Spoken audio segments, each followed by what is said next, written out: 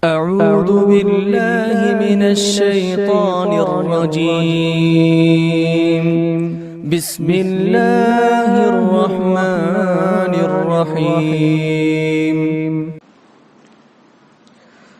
إن الحمد لله نحمده ونستعينه ونستغفره ونعوذ بالله من شرور أنفسنا وسيئات أعمالنا.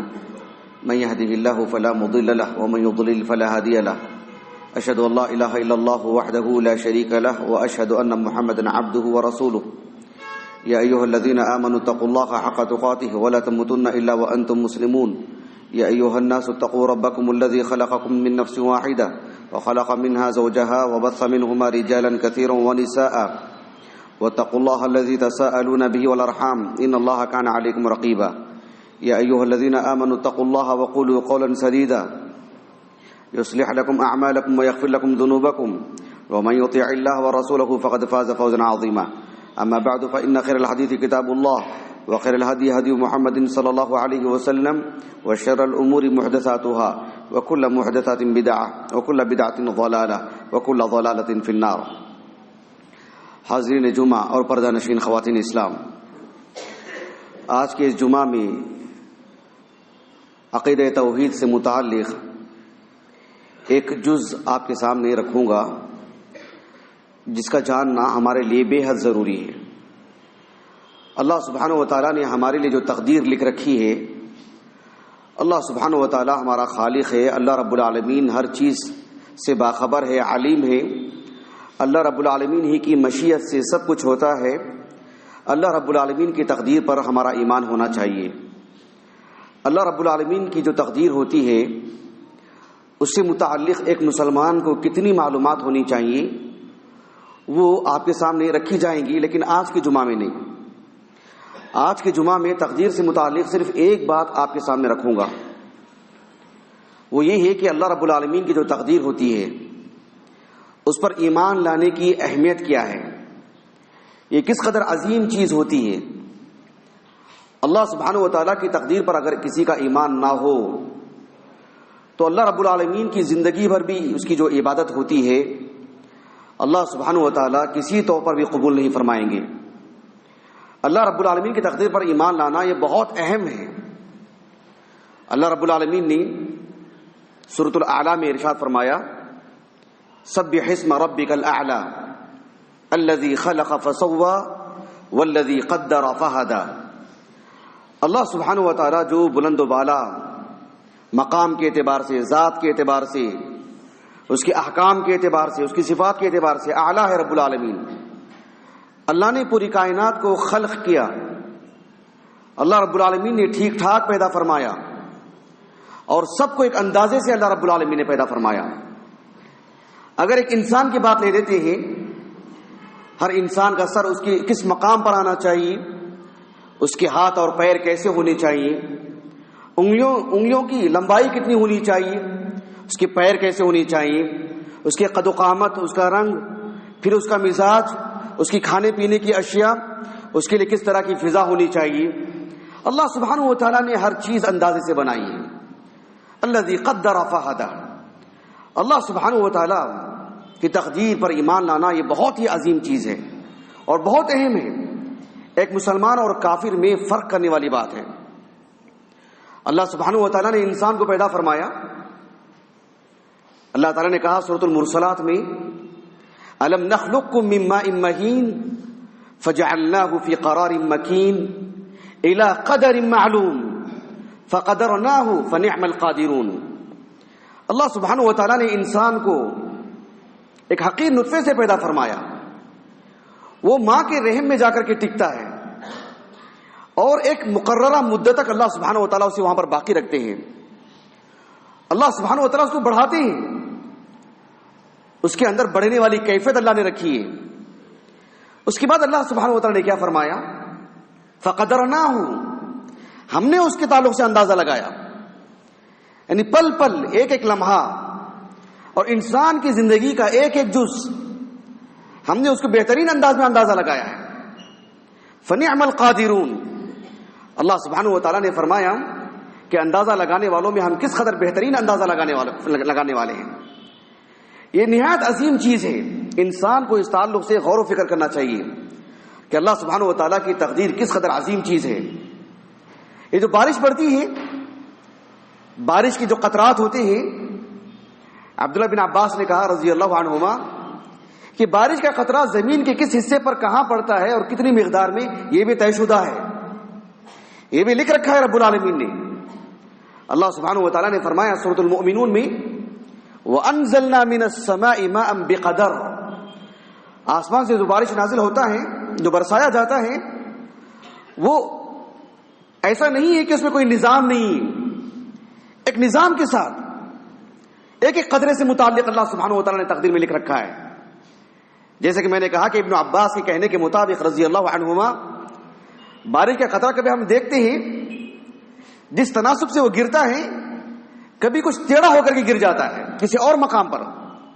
یہ اللہ سبحانہ و تعالیٰ نے لکھ رکھے ہیں اتنی باریکی کے ساتھ.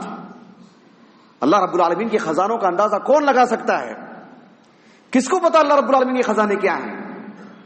اللہ رب العالمین نے سورۃ الحجر میں بیان فرمایا وَإِن مِّن شَيْءٍ عِندَنَا خَزَائِنُهُ وَمَا نُنَزِّلُهُ إِلَّا بِقَدَرٍ مَّعْلُومٍ، کہ سبھی خزانے ہمارے پاس ہیں، چاہے وہ بارش کی شکل میں ہو، اناج کی شکل میں ہو، انسان کو دی جانے والی صلاحیتوں کی بات ہو، حتیٰ کہ جانوروں میں بھی اللہ نے جو صلاحیتیں رکھی ہیں، سننے کی، دیکھنے کی، چلنے پھرنے کی، انسانوں کی باتوں کو سمجھنے کی. اور پھر اگر انسان کی بات کریں، اللہ رب العالمین نے فرمایا کہ ہم ایک اندازے سے ان نعمتوں کو اتارتے ہیں، ایک مقدار کے ساتھ. اس میں کیا حکمت ہے یہ صرف رب العالمین ہی جانتے ہیں. اللہ رب العالمین نے ہم انسانوں کے درمیان جو روزی روٹی تقسیم کی ہے، انسان کتنی بھی محنت کر لے، کتنی بھی بھاگ دوڑ کر لے، اللہ رب العالمین نے اس کے حق میں جو لکھ رکھا ہے اسے ضرور ملے گا، اور اتنا ہی ملے گا، اور اس پر ہم سب کا بھی ایمان ہے.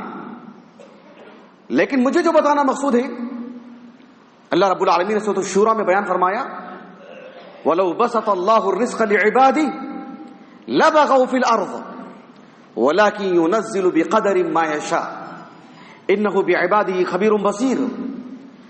اللہ سبحانہ و تعالیٰ نے اس دنیا میں عمومی طور پر اپنا جو عذاب نازل کیا ہے، اللہ نے عمومی طور پر جن قوموں کو ہلاک کیا ہے، اللہ تعالیٰ نے عمومی طور پر جن افراد کی گرفت کی ہے، عام طور سے اللہ رب العالمین نے ان کا جیب اور ان کا پیٹ بھرا رکھا تھا، سرمایہ دار تھے. سرمایہ دار ہونا فی نفسی عیب نہیں، لیکن عمومی طور پر یہ چیز انہیں ہلا کر کے رکھ دیتی ہے.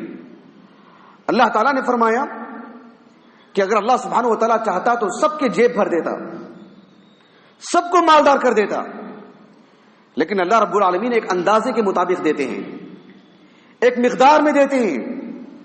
اس کی کئی حکمتیں ہیں. ایک حکمت یہ بھی ہے کہ اللہ رب العالمین اگر سب کو دے دیتا تو پھر ایک لمحے میں سب کے سب ہلاک ہو جاتے اس مال کے جنون میں آ کر. لیکن اللہ رب العالمین نے فرمایا وَلَكِنْ يُنَزِّلُ بِقَدَرٍ مَّا يَشَاءُ. اس پر ہمیں شرع صدر ہونا چاہیے، اس پر ہمارا ایمان ہونا چاہیے. اللہ تعالیٰ نے ہمیں جس انداز میں پیدا فرمایا، ہمارے چلنے پھرنے کی، ہمارے بولنے کی، ہماری دیکھنے کی، ہماری سمجھنے کی جو قوت ہے، ہم کو جو جس قدر میں نعمت ملی ہے، اللہ رب العالمین نے اتنا ہی اور ایسے ہی لکھ رکھا ہے. اللہ سبحانہ و تعالیٰ پر یقین ہونا چاہیے، اس پر حسن ظن ہونا چاہیے. یہ ایمانیات کا بہت عظیم حصہ ہے. اللہ سبحانہ و تعالیٰ نے فرمایا سورۃ القمر میں اِنَّا كُلَّ شَيْءٍ خَلَقْنَاهُ بِقَدَرٍ. سورۃ الطلاق میں اللہ رب العالمین نے فرمایا ان اللہ بالغ امرہ قد جعل اللہ لكل شيء قدرا. اور اللہ رب العالمین نے سورۃ الاحزاب میں بیان فرمایا سنت اللہ فی الذین خلو من قبل وکان امر اللہ قدرا مقدورا. ان تین آیتوں میں اللہ سبحانہ و تعالیٰ نے اپنے تعلق سے یہ خبر دی اور یہ اطلاع دی کہ اللہ رب العالمین کی تقدیر پر ایمان لانا چاہیے. اللہ رب العالمین جو چاہتے ہیں کرتے ہیں اور جیسے چاہتے ہیں کرتے ہیں، لیکن اللہ رب العالمین کا یہ نظام اور قانون ہے کہ وہ ایک اندازے کے مطابق کرتے ہیں، وہ ایک نظام سے کرتے ہیں. اللہ سبحانہ و تعالیٰ کی تقدیر پر ایمان لانا بہت اہم ہے. اگر کوئی شخص اللہ رب العالمین کی تقدیر پر ایمان نہیں لاتا ہے یا تقدیر سے متعلق الجھن پیش کرتا ہے، اعتراض کرتا ہے، اللہ رب العالمین سے متعلق سب و شتم اور گالی گلوچ پہ اتر آتا ہے، یا کم از کم دل میں گھٹن محسوس کرتا ہے، میرے تعلق سے ایسا کیوں، مجھے ایسا کیوں، میرے گھر والوں سے متعلق ایسا کیوں، اس کی صحت گئی، اس کا مال گیا، اس کی دیگر خوبیاں گئی، اس کا ایمان گیا، اس کے اللہ رب العالمین کی رحمت سے وہ محروم ہو جائے گا، ہمیشہ جہنم کا وہ جو ہے حصہ بن جائے گا، اور کوئی اس کا پرسان حال نہیں ہوگا۔ اللہ رب العالمین نے فرمایا کہ فعال لما یرید لا یسأل عما یفعل وهم یسألون، اللہ کیا کرتے ہیں، اللہ کیسے کرتے ہیں، کسی کو پوچھنے کا حق نہیں، لیکن اللہ نے ہمارے حق میں جو لکھ رکھا ہے ہمارے ساتھ ایسا ہی ہوگا، اور بس ہمارے سے ہی پوچھا جائے گا۔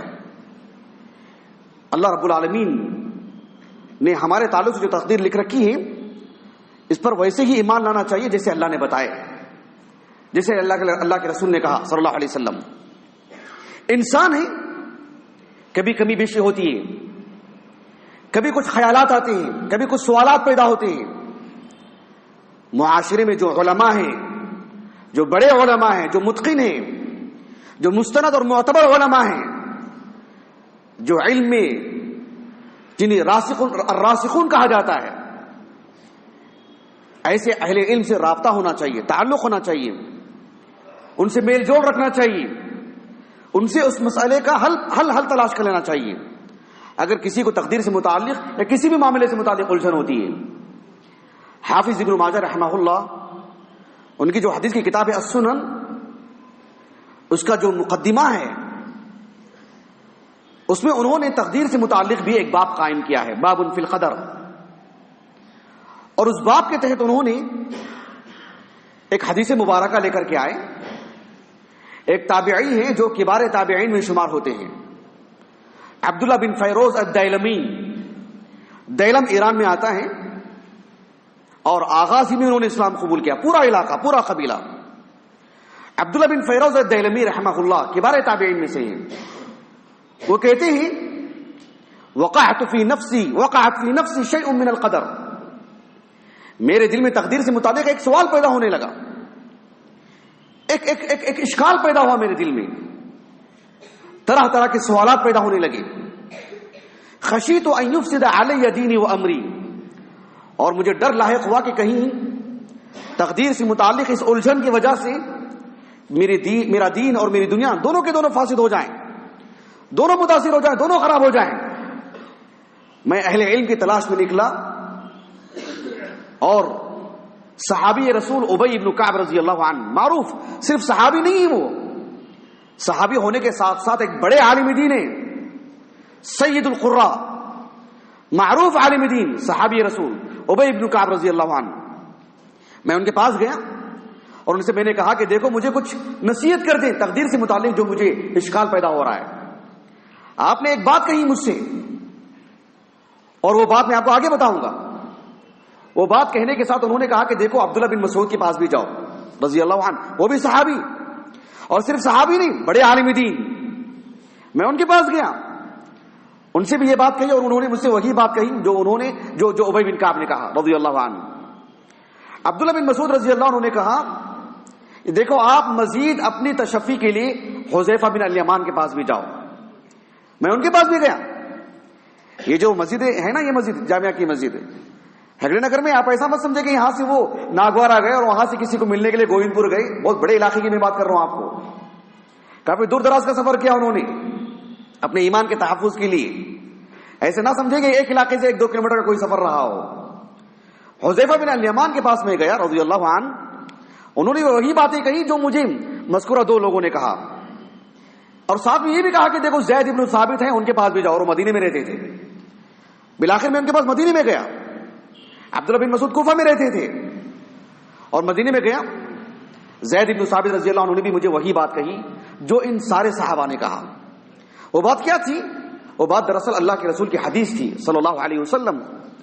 آپ علیہ السلام نے فرمایا لو کان لک مثل احد ذهبا، احد کا جو پہاڑ ہے، احد پہاڑ کسی نے سامنے سے دیکھا ہوگا، اور دور حاضر میں فوٹو میں بھی دیکھ سکتے ہیں۔ اس کی لمبائی، اس کی چوڑائی میں وہ اس قدر منفرد ہے، اسی لیے اسے احد کہا گیا۔ سارے پہاڑوں میں اس قدر طویل پہاڑ، احد پہاڑ کے برابر بھی اگر کوئی اللہ کے راستے میں سونا خرچ کر دی، ذرا اس کو سنجیدگی سے لیا جائے، احد پہاڑ کے برابر بھی اگر کوئی اللہ کے راستے میں سونا خرچ کر دے، اس کے پاس سونا ہو، فَتُنْفِقُهُ فِي سَبِيلِ اللَّهِ، اور اس کو تم اللہ کے راستے میں خرچ بھی کر دو، ما قبلہ اللہ منک، اللہ تعالیٰ تمہارے سے وہ خرچہ، وہ انفاق، اللہ کے راستے میں کیا جانے والا وہ خرچ وہ قبول نہیں کرے گا، حتی تؤمن بالقدر خیرہ و شرہ، جب تک کہ تقدیر کے خیر و شر پر تم ایمان نہ لائیں۔ کتنی بڑی بات، اللہ اکبر۔ اس حدیث مبارکہ کو شیخ البانی نے صحیح کہا ہے۔ ایک اور حدیث مبارکہ ہے سنن ترمذی کی ابواب القدر میں، شیخ البانی رحمہ اللہ نے اس حدیث کو بھی صحیح کہا ہے۔ جابر ابن عبداللہ رضی اللہ عنہما کہتے ہیں اللہ کے رسول صلی اللہ علیہ وسلم نے فرمایا لا یؤمن عبد حتی یؤمن بالقدر خیرہ و شرہ، ایک شخص اس وقت تک مومن نہیں ہو سکتا، اور مومن نہیں ہو سکتا سے مراد کامل درجے کا مومن نہیں، اصل مومن،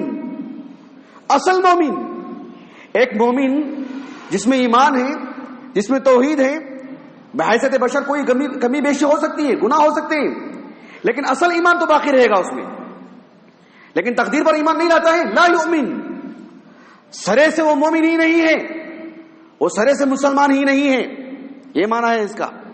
یہی سبھی شارحین حدیث نے اور اہل سنہ کے علماء نے یہی بات کہی ہے، لا یؤمن عبد حتی یؤمن بالقدر خیرہ و شرہ، تقدیر کے خیر و شر پر جب تک وہ ایمان نہیں لاتا ہے، اللہ سبحانہ و تعالیٰ پر اس کا ایسا ایمان نہ ہو، وہ سرے سے مومن نہیں ہے، سبحان اللہ۔ اس لیے اپنے ایمان کے تحفظ کی فکر کرنی چاہیے۔ ایک واقعہ میں آپ کو سناتا ہوں، اللہ کے رسول علیہ السلام کے جو صحابہ تھے تقریباً سب عربی النسل ہیں، جن کی مادری زبان عربی زبان کی باریکی کو اچھی طرح سمجھنے والے۔ آپ علیہ السلام نے جو دین ان کو دیا وہ بھی عربی زبان میں، جہاں آپ کو سوال لاحق ہوا صحابہ نے پوچھ لیا آپ کو۔ عبداللہ بن عباس کہتے ہیں رضی اللہ عنہما، صحابہ نے عقیدے سے متعلق کبھی اللہ کے رسول سے الجھن نہیں پیش کی، کبھی سوال نہیں کیا، جو سوالات کیے وہ فقہی مسائل سے متعلق، احکام سے متعلق، جیسے یسألونک عن الأہلہ، یسألونک ماذا ينفقون، ویسألونک عن المحیض، یسألونک عن الخمر، یسألونک عن الانفال، ایسے سوالات عقیدے سے متعلق نہیں، عقیدے سے متعلق جیسے بتایا گیا ویسے مان لیا انہوں نے۔ لیکن جو لوگ صحابہ کے فہم سے نا آشنا تھے اور ابھی مسلمان ہوئے تھے، ابھی ایمان دل میں ان کے راسخ نہیں ہوا تھا، اور جن کے اساتذہ صحابہ نہیں، جن کے اساتذہ تو عام غیر مسلمین تھے۔ بصرہ میں ایک شخص رہتا تھا، اس کا نام تھا معبد ابن عبداللہ الجوہنی، معبد اس کا نام تھا۔ میں جو بات بتا رہا ہوں آپ کو تقریباً 70 ہجری کی بات بتا رہا ہوں، 65 سے 70 ہجری کے آس پاس کی بات۔ معبد عبداللہ الجوہنی یہ بصرہ میں رہتا تھا، اس کا ایک استاذ تھا نصرانی، سنحویہ نام تھا اس کا، جیسا کہ امام اوزاعی نے کہا رحمہ اللہ۔ ایک نصرانی کے پاس جا کے پڑھتا تھا یہ شخص معبد ابن عبداللہ الجوہنی، اور اس کے پاس پڑھ کر کے تقدیر سے متعلق الجھن کا شکار ہو گیا، اور اس نے کہا کہ لا قدر، کوئی تقدیر نہیں ہے، ایسا نہیں کہ اللہ نے پہلے سے لکھ رکھا ہوں اور وہی ہوتا ہو، نہیں، بندہ کرتا ہے، کرنے کے بعد اللہ کو علم ہوتا ہے، ایسے کہا اس نے۔ الامر انف، معاملہ تو اس وقت سے ہوتا ہے جب کوئی انجام دیتا ہے، اس سے پہلے بندے کو بھی نہیں معلوم، رب العالمین کو بھی نہیں معلوم۔ ایسی الجھن پیش کی اس نے بصرہ میں، کویت کے سرے پر آتا ہے بصرہ، عراق کے بالکل جنوبی حصے میں بصرہ معروف علاقہ، وہاں یہ شخص رہا کرتا تھا۔ وہاں ایک دو علماء تھے، جب یہ حادثہ ہوا تو اس وقت تو دونوں نوجوان تھے، ایک کا نام تھا یحییٰ ابن یعمر، وہ بھی بصرہ کے، اور دوسرے تھے حمید ابن عبد الرحمن الحمیری، دونوں بصرہ کے عالم ہیں، معروف علماء ہیں۔ ان دونوں نے آپس میں طے کیا کہ حج کو جائیں گے اور مدینہ آئے گا، راستے میں جو بھی صحابی ملیں گے ان کے سامنے اس بات کو رکھیں گے، اور گئے حج کے لیے۔ جب مدینے سے گزر ہوا تو عبداللہ بن عمر بن خطاب سے ملاقات ہوئی رضی اللہ عنہما۔ عبداللہ بن عمر بن خطاب رضی اللہ عنہما سے انہوں نے کہا کہ دیکھو بصرہ میں ایک شخص ہے اور اس کے ساتھ کچھ اور افراد بھی ہیں جو تقدیر سے متعلق تقدیر کا انکار کرتے ہیں، اللہ تعالیٰ کے سابق علم کا انکار کرتے ہیں۔ عبداللہ بن عمر بن خطاب رضی اللہ عنہم پہلی بات جو ان سے کہی وہ بڑی حیران کن بات ہے۔ آپ نے کہا کہ فَإِذَا لَقِيتَ أُولَئِكَ فَأَخْبِرْهُمْ أَنِّي بَرِيءٌ مِّنْهُمْ وَهُمْ بُرَآءُ مِنِّي، کہا کہ جب ان سے ملاقات ہو تو کہہ دینا ان سے ہمارا اور ہمارا ان سے کوئی رشتہ نہیں ہے۔ آپ جانتے ہیں یہ کوئی جذباتی بات نہیں ہے، صحابے کا کسی سے یہ کہنا کہ میرا ان سے کوئی رشتہ نہیں ہے، یہ صرف دین کی بنیاد پر ہو سکتا ہے۔ اگر فقہی مسائل ہوں، احکام اور مسائل سے متعلق بات ہو تو اختلاف کی گنجائش ہو سکتی ہے، عقیدے کے باب میں نہیں، عقیدے کے باب میں گنجائش نہیں ہے، اختلاف کی گنجائش ہی نہیں ہے۔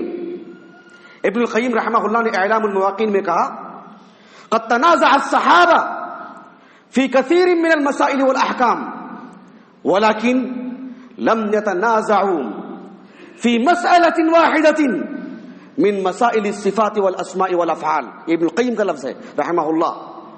یہ کہنے میں آپ اکیلے نہیں، سبھی اہل السنہ کا اس بات پر اتفاق ہے کہ صحابہ کا عقیدے کے باب میں ایک مسئلے میں بھی اختلاف نہیں ہے، ایک مسئلے میں بھی۔